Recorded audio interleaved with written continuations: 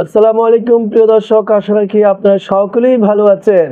প্রিয় দর্শক শ্রোতা, সাবেক রাষ্ট্রপতি আব্দুল হামিদ তিনি ঢাকায় ফিরেছেন। এবার উনাকে গ্রেপ্তার করা হোক। উনার নামে তো এখন কিশোরগঞ্জ সদর থানায় মামলা করা হয়েছে। মামলা দেখিয়ে তো তাকে গ্রেপ্তার করতে পারে।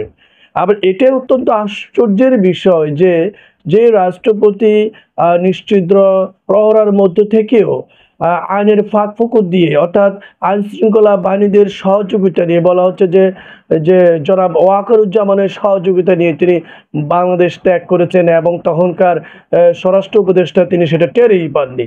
তাহলে এখন তো তিনি বাংলাদেশে ফিরে এসেছেন, এবার কি তাকে গ্রেপ্তার করা হবে? তিনি গত 8ই মে লুঙ্গি পরা অবস্থায় তিনি বাংলাদেশে ফিরেছেন, হুইল চেয়ারে বসে।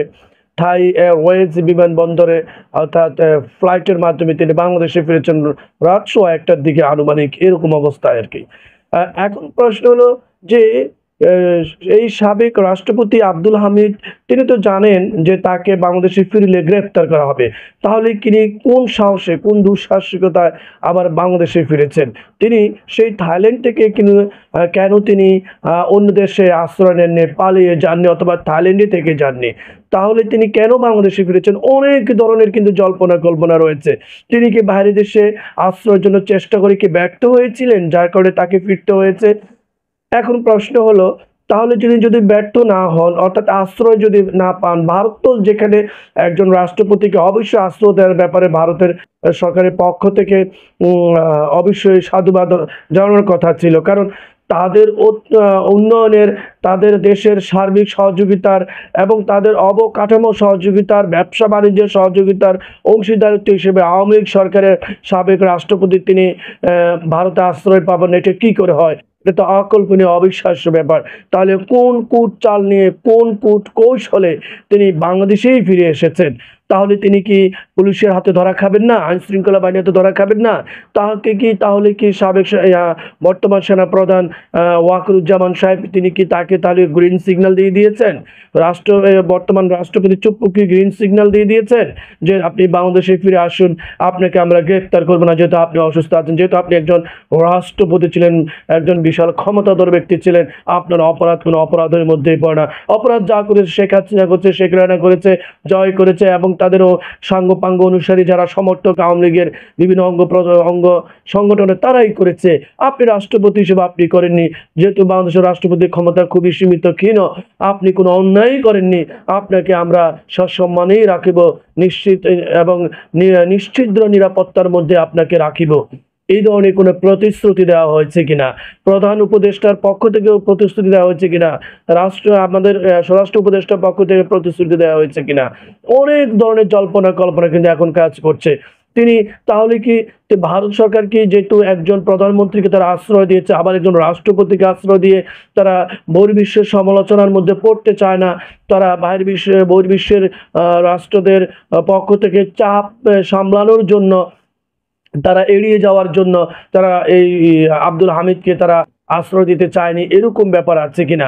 অথবা থাইল্যান্ড সরকার তাকে আশ্রয় দিতে চায়নি, এরকম কোনো ব্যাপার আছে কিনা? আপনারা তো জানেন যে একমাত্র ভারত ছাড়া বিশ্বের যে কোনো রাষ্ট্রের সাথে আমাদের বর্তমান মাননীয় উপদেষ্টা যিনি ডক্টর মোহাম্মদ ইউনূস, তার সাথে অত্যন্ত ঘনিষ্ঠ সম্পর্ক রয়েছে। সেই দিক থেকে চাপ মনে করে থাই সরকার তাকে আশ্রয় দিতে অপারগতা প্রকাশ করেছে কিনা, সেটাও কিন্তু ভেবে দেখার বিষয়। এখনো প্রশ্ন হলো যে আব্দুল হামিদ যদি কোনো কিছু না করে, অর্থাৎ একেবারে আমার যা বলেছি সব কিছু বাদ দিয়ে যদি এরকম চিন্তা করে ফিরে আসে যে সাবেক প্রধানমন্ত্রী শেখ হাসিনা বলল যে না, আপনি বাংলাদেশেই ফিরে যান, আপনাকে গ্রেপ্তার করুক আর না করুক, আপনি বাংলাদেশে ফিরে যান, আপনি বাংলাদেশে থাকেন, বাংলাদেশে থাকলে আমাদের যে নেতা কর্মীরা বাংলাদেশে অবস্থান করছে তারা সাহস ফিরে পাবে এবং আন্দোলন বেগবান করা যাবে, সুযোগ বুঝে কোপ মারা যাবে। এবং যেহেতু আমাদের রাষ্ট্রপতি আমাদের পক্ষ রয়েছে, সেনাপ্রধান পক্ষ রয়েছে, প্রশাসনের বিভিন্ন জায়গায় গুরুত্বপূর্ণ স্থানগুলো আমাদের পক্ষে রয়েছে, আপনি বাংলাদেশে থাকলে যে কোনো সময় যে কোনো কিছু ঘটতে পারে, এবং যে কোনো কিছু ঘটলেই এই আপনার মধ্য দিয়েই কিন্তু শেখ হাসিনা বাংলাদেশের প্রত্যাবর্তনের একটা সুযোগ পেয়ে যাবে। এই ধরনের কোনো কূট কৌশল বা পরিকল্পনা আওয়ামী লীগের পক্ষ থেকে রয়েছে কিনা সেটাও কিন্তু এখন আলোচনা উঠেছে। প্রিয় দর্শক, এটা এখন সবচেয়ে বড় কথা হলো যে আব্দুল হামিদ কেন এই বর্তমান পরিস্থিতির মধ্য দিয়ে আইন শৃঙ্খলার প্রহরায় তিনি বাংলাদেশ ছেড়েছেন, তাকে কেন গ্রেফতার করা হলো না, তাকে কেন ছেড়ে দেওয়া হলো।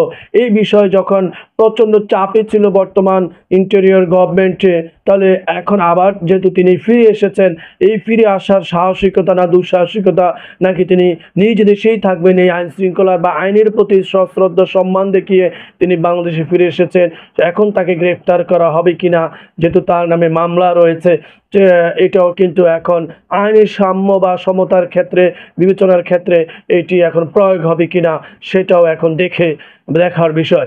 প্রিয় দর্শক, তাহলে আজ এই পর্যন্তই। আপনারা সবাই ভালো থাকবেন।